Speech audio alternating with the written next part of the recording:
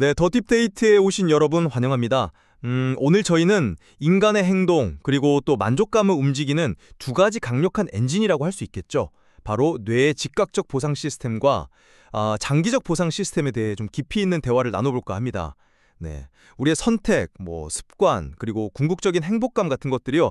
이 두 시스템 사이의 어떤 끊임없는 상호작용 속에서 결정된다, 이렇게 말해도 과언이 아닐 겁니다. 오늘 저희가 함께 풀어가야 할 핵심 질문은 바로 이겁니다. 과연 이 두 보상 시스템은 뇌 속에서 어떻게 좀 다르게 작동하는 걸까? 그리고 특히 모든 것이 정말 빠르게 변하는 이 현대 사회에서 우리의 삶에 구체적으로 어떤 영향을 미치고 있을까 하는 점입니다. 더 나아가서는 이 둘 사이의 어떤 건강한 균형점, 그건 어디일지에 대한 서로 다른 두 가지 관점을 좀 집중적으로 살펴보려고 합니다. 저희의 이 논의는요, 즉각적 보상과 장기적 보상의 뇌과학적 메커니즘, 그리고 그 효과를 비교 분석한 자료에 근거하고 있다는 점 말씀드리고요. 저는 오늘 이 자리에서 장기적 보상 시스템을 잘 가꾸는 것이야말로 지속 가능한 성취와 또 깊은 정신적 안정의 어떤 토대가 된다, 이런 입장을 좀 말씀드리겠습니다. 네, 저는 약간 다른 각도에서 좀 빛을 비춰보고 싶습니다. 물론 장기적 보상의 중요성, 그걸 부정하려는 건 아닙니다. 하지만 인간이라면 누구나 가지고 있는 이 즉각적 보상 시스템 역시 우리의 생존과 동기부여에 필수적인 역할을 해왔다고 생각하고요. 그 잠재적인 위험성 때문에 그 본질적인 가치마저 이렇게 평가절하해서는 안 된다, 이런 점을 좀 강조하고 싶습니다. 어쩌면 이 시스템이 가진 그 즉각성이라는 것 자체에 어떤 고유한 힘이 있을지도 모른다는 거죠. 네, 좋습니다. 그럼 제 관점을 먼저 좀 상세하게 설명드리겠습니다. 저는 그 장기적 보상 시스템이야말로 우리에게 어떤 진정한 만족감, 그리고 삶의 의미, 또 지치지 않는 동기부여를 제공하는 핵심적인 동력이다, 이렇게 확신합니다. 뇌과학적으로 조금 더 들어가 보면요, 이 시스템은 주로 고등 인지 기능을 담당하는 전전두엽피질, PFC, 이것은 계획 세우고 충동 억제하고 미래 예측하는 우리 뇌의 CEO라고도 하죠. 그리고 또 기억 형성과 맥락 파악에 아주 중요한 해마, 그리고 가치 판단과 정서 조작에 관여하는 복내측 전전두피질, VMPFC 같은 영역들과 아주 깊이 연관되어 있습니다. 여기서 중요한 건요, 이 시스템이 단순히 그 쾌감만 전달하는 도파민에만 의존하지 않는다는 점입니다. 오히려 안정감과 만족감을 주는 세로토닌, 또 사회적 유대감과 신뢰를 높이는 옥시토신 같은 다양한 신경 전달 물질과의 어떤 섬세한 조화를 통해서 작동한다는 거죠. 바로 이 복합적인 과정 덕분에 우리는 인내심을 발휘하고 또 스스로를 통제하는 자기 조절 능력을 기를 수 있게 되는 겁니다. 그 결과로 예를 들면 몇 달간 정말 공들여 준비한 시험이 합격했을 때, 혹은 어려운 프로젝트를 마침내 딱 완수했을 때 느끼는 그런 거 있잖아요. 해냈다, 이거 정말 값진 경험이야, 와 같은 아주 깊은 성취감을 경험하게 되죠. 이건 단순히 스쳐 지나가는 그런 기쁨이 아니에요.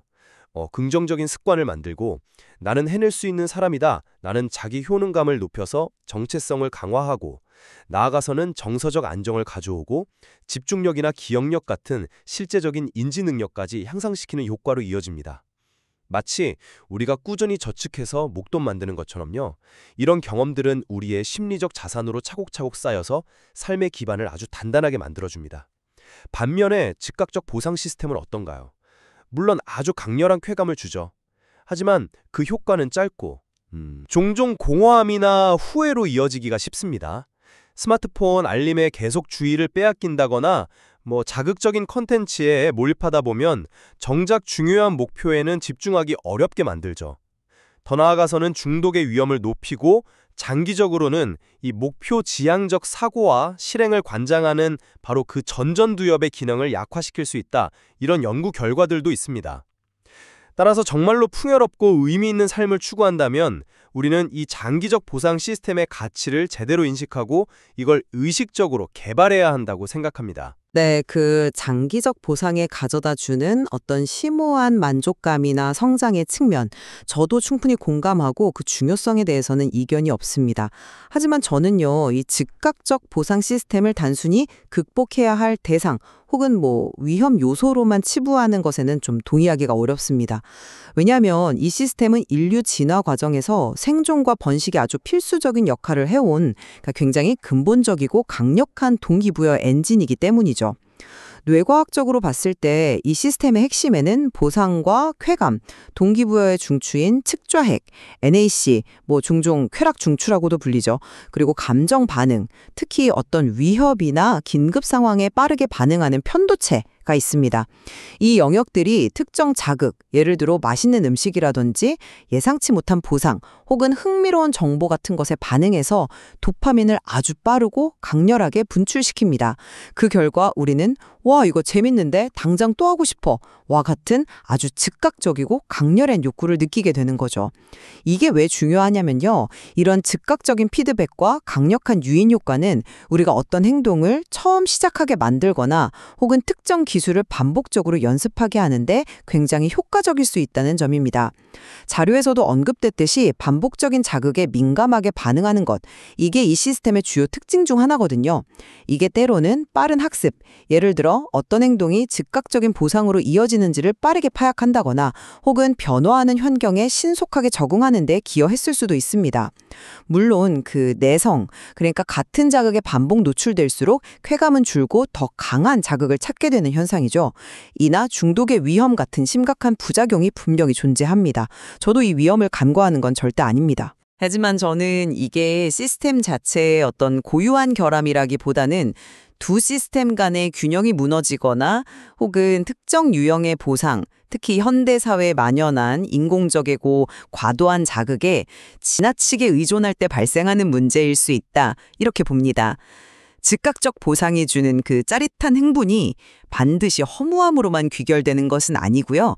특히 어떤 목표를 향한 첫걸음이 떼게 하거나 혹은 지루한 과정 속에서 작은 활력을 불어넣는 데는 분명히 긍정적인 역할을 할 수 있다. 이 점을 강조하고 싶습니다. 네.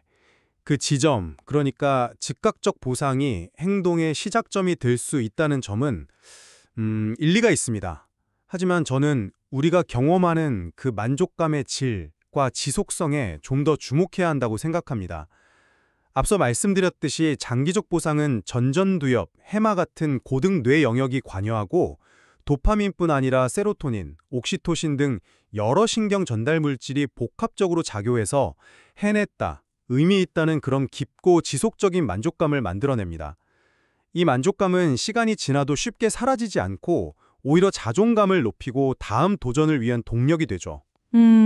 반면에 즉각적 보상은 주로 축저액과 편도체가 주도하고 도파민이 급증하면서 재밌다, 또 하고 싶다는 강렬하지만 짧은 흥분을 유발합니다. 문제는 그 흥분이 가라앉은 뒤에 찾아올 수 있는 어떤 허무감 혹은 더 강한 자극을 갈망하게 만드는 그런 속성입니다. 예를 들어서 몇 달간 정말 밤낮으로 준비해서 어려운 자격증 시험에 합격했을 때 느끼는 성취감과 자부심. 이건 몇 년이 지나도 뿌듯한 기억으로 남습니다. 그렇죠? 네, 그렇죠. 하지만 잠깐의 쾌락을 위해서 몇 시간 동안 소셜미디어를 무의미하게 스크롤하거나 게임에 몰두했을 때 그 순간이 지나면 과연 무엇이 남을까요? 종종 시간 낭비에 대한 후회나 아니면 더 자극적인 것을 찾지 못해서 느끼는 공허함, 이런 게 남지 않습니까?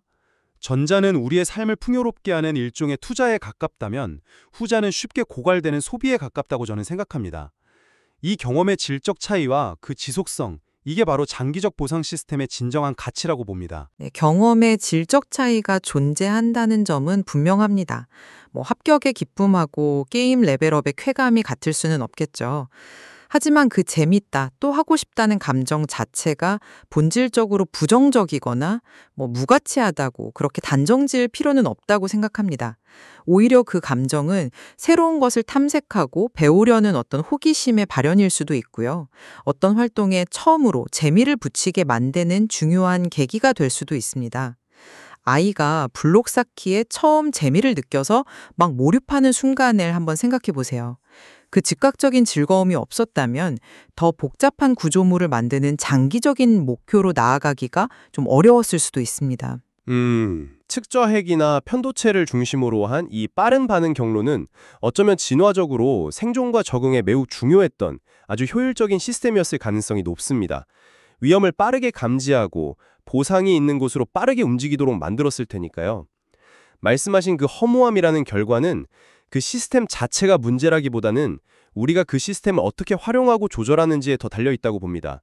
즉, 균형의 문제라는 점을 다시 한번 강조하고 싶습니다.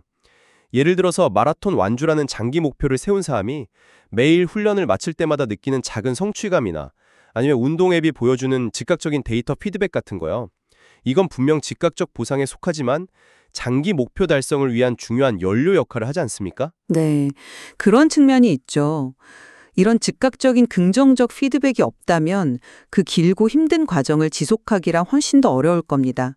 그래서 즉각적 보상이 반드시 허무로만 이어지는 것이 아니라 때로는 장기 목표를 향한 디딤돌이 될 수도 있다. 이런 가능성을 좀 열어두어야 한다고 생각합니다. 물론 즉각적 보상이 장기 목표를 위한 징검다리 역할을 할 수도 있다는 점은 인정합니다. 하지만 현실적으로 봤을 때 이 즉각적 보상 시스템에 대한 의존성이 높아질 때 발생하는 부작용들, 이걸 가볍게 볼 수는 없다는 거죠. 자료에서도 명확히 지적하듯이 주의력 결핍 및 분산, 충동 조절 능력 저하, 그리고 중독의 위험성 증가, 이것들은 현대사회가 직면한 꽤 심각한 문제들입니다. 특히 즉각적인 만족을 제공하는 디지털 기기나 콘텐츠에 둘러싸인 환경에서는 더욱 그렇죠. 끊임없이 울리는 알림, 짧고 자극적인 영상, 즉각적인 피드백을 주는 게임 같은 것들, 이런 것들이 우리의 전전두엽이 장기적인 목표에 집중하고 인내심을 발휘할 기회를 빼앗아갈 수 있습니다. 이건 마치 영양가 있는 식사 대신에 달콤한 간식만 계속 먹는 것과 비슷하다고 할 수 있어요. 당장은 만족스러울지 몰라도 장기적으로는 건강을 해치고 몸의 균형을 무너뜨리는 것처럼 이 즉각적 쾌락에 대한 과도한 추구는 우리의 정신건강과 목표 달성 능력을 저해할 수 있다는 겁니다. 꾸준한 운동을 통해서 체력을 기르고 건강을 증진하는 경험, 혹은 외국어 공부를 꾸준히 해서 능숙하게 구사하게 되는 경험을 한번 떠올려 보십시오. 이런 장기적 보상을 추구하는 과정 자체가 자기조절 능력을 단련시키고 집중력과 기억력을 향상시키며 정서적 안정감을 가져다 줍니다.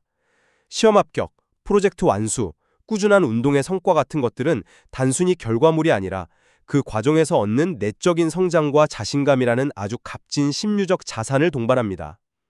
이것이 바로 즉각적 보상이 쉽게 제공하기 어려운 삶을 단단하게 지탱하는 힘이라고 생각합니다. 네, 그런데 그 부정적인 영향들이 주로 과도한 의존이나 조절 실패, 그러니까 불균형 상태에서 두드러진다는 점을 다시 한번 좀 명확히 하고 싶습니다.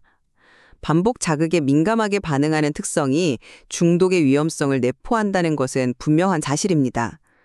하지만 그 민감성이 다른 측면에서는 어쩌면 빠른 학습이나 적응의 기반이 될 수도 있다는 가능성도 한번 생각해 볼 필요는 없을까요?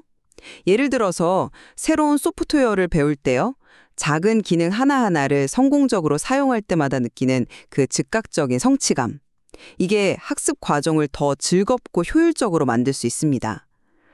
게임에서의 레벨업이나 아이템 획득 같은 즉각적 보상 시스템도 때로는 복잡한 규칙을 배우고 전략적 사고를 하도록 유도하는 긍정적인 도구로 활용되기도 하고요.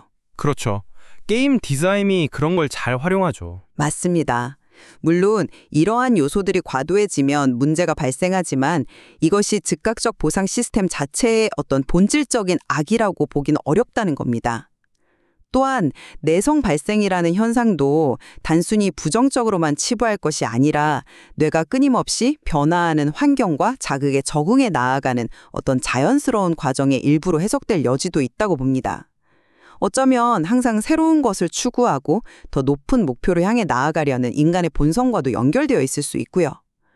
결국 문제는 즉각적 보상 시스템 그 자체가 아니라 이 시스템을 자극하는 현대사회의 환경, 특히 상업적 목적과 결합된 기술들과 또 개인이 이 시스템을 어떻게 이해하고 조절하는 능력에 달려있다고 생각합니다. 즉각적 보상의 그 힘을 이해하고 현명하게 활용한다면 오히려 장기 목표 달성의 긍정적인 동력으로 삼을 수도 있지 않을까요? 지속성의 관점에서 보면 장기적 보상은 단순한 만족을 넘어서는 의미를 지닙니다. 그것은 바로 심리적 자산을 꾸준히 축적시키는 과정입니다. 어려운 과제를 인내심을 가지고 완수했을 때 얻는 성취감은 단순히 기분 좋음으로 끝나지 않습니다.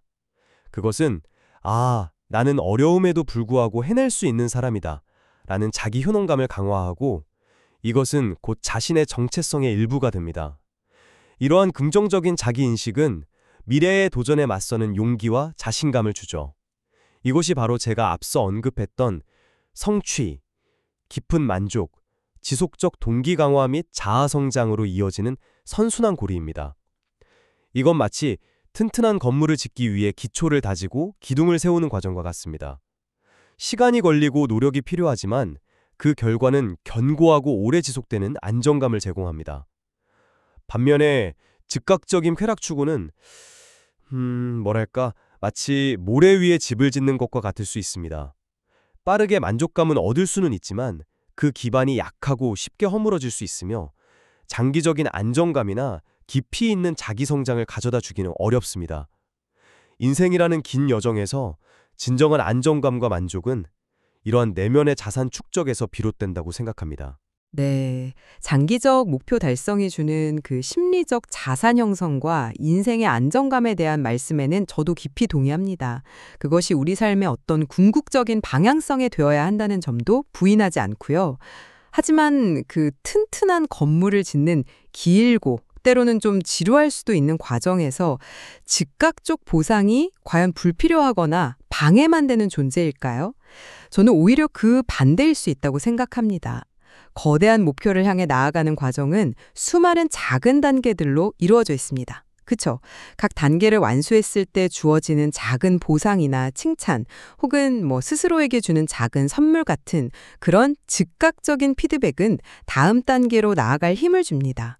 마치 마라톤 선수가 급수대에서 물을 마시면서 잠시 숨을 고르듯이 이러한 즉각적 보상은 긴 여정에서 지치지 않도록 돕는 필수적인 에너지원이 될 수 있다는 겁니다. 에너지원. 네, 자료에서 언급된 더 강한 자극 필요, 즉 내성 현상도 반드시 부정적으로만 해석할 필요는 없다고 봅니다. 물론 중독으로 이어지는 경로는 경계해야 하지만 때로는 이것이 현재 상태에 안주하지 않고 새로운 지식이나 기술을 배우거나 더 높은 수준의 목표에 도전하려는 그런 인간의 자연스러운 성장 동력으로 작용할 수도 있지 않을까요? 즉각적 보상 시스템의 그 빠른 피드백 루프는 어쩌면 우리가 변화에 적응하고 끊임없이 발전하도록 이끄는 진화적으로 설계된 메커니즘일 수도 있다는 거죠. 결국 문제는 이 시스템을 어떻게 현명하게 활용해서 장기적인 목표와 조화시킬 것인가에 있다고 생각합니다. 종합적으로 제 입장을 다시 한번 정리하자면 의미 있는 성취 그리고 지속적인 정신적 안정을 위해서는 계획하고 숙고하며 인내하는 능력, 즉 전전두엽을 중심으로 작동하는 장기적 보상 시스템을 의식적으로 이해하고 또 가꾸고 적극적으로 활용하는 노력이 무엇보다 중요하다고 생각합니다. 즉각적 보상이 주는 그 달콤한 유혹은 매우 강력하고요. 우리는 그것이 가진 잠재적 위험성, 주의력 분산이라든지 중독, 장기 목표 추구 능력 약화 같은 것들을 분명히 인지하고 스스로를 경계해야 합니다. 궁극적으로 우리의 삶을 진정으로 풍요롭게 하고 심리적으로 안정되게 지탱하는 것은 덧없이 사라지는 순간의 쾌락이 아니라 꾸준한 노력과 인내를 통해 얻어지는 깊은 만족감과 성취감, 그리고 그 과정에서 성장하는 우리 자신이라고 믿습니다. 네, 제 입장을 요약하자면 장기적인 목표와 그에 따른 보상의 가치는 분명 중요하고 우리 삶의 방향타가 되어야 합니다. 하지만 동시에 즉각적 보상 시스템 역시 우리 뇌에 깊이 뿌리내린 매우 빠르고 강력하게 작동하는 근본적인 동기부여 시스템이라는 사실을 간과해서는 안 된다는 겁니다. 이 시스템과 관련된 위험성, 예를 들어 중독이나 충동성은 주로 이 시스템이 과도하게 활성화되거나 다른 시스템과의 균형이 깨졌을 때 발생하는 문제입니다. 시스템 자체의 본질적인 결함으로 매도하기보다는 그 강력한 즉각성이 행동을 유발하고 빠른 피드백을 제공하며 때로는 학습과 적응을 돕는 중요한 역할을 한다는 점을 인정해야 합니다. 특히 복잡하고 빠르게 변화하는 현대 사회에서 이 시스템의 역할을 이해하고 현명하게 관리하는 방법을 배우는 것이 중요하다고 생각합니다. 쾌락과 흥분을 추구하는 시스템과 또 전전두엽과 해마 등이 관여하며 다양한 신경 전달 물질의 조화를 통해 장기적인 의미와 성취를 추구하는 시스템에 대해 서로 다른 관점에서 깊이 있는 논의를 나누었습니다. 이 두 시스템은 분명 다른 기전으로 작동하며 우리 나름의 동기와 만족감에 각기 다른 방식으로 영향을 미친다는 것을 확인했습니다. 그렇습니다. 이 두 시스템은 각자의 뚜렷한 특징과 역할을 가지고 있으며 어느 한쪽이 절대적으로 우월하다거나 열등하다고 단정짓기는 어렵습니다. 오늘 나눈 이야기처럼 이 두 시스템의 작동 방식과 장단점, 그리고 그 상호작용을 이해하는 것이야말로 우리가 스스로의 동기를 더 잘 관리하고 더 현명한 선택을 내리며 궁극적으로 더 만족스러운 삶을 설계하는데 중요한 열쇠가 될 수 있습니다. 오늘 저희의 논의와 또 제공된 자료가 청취자 여러분께서 이 흥미로운 주제에 대해 더 깊이 탐구하고 자신의 삶에 비추어 생각해 보시는 좋은 계기가 되었기를 바랍니다.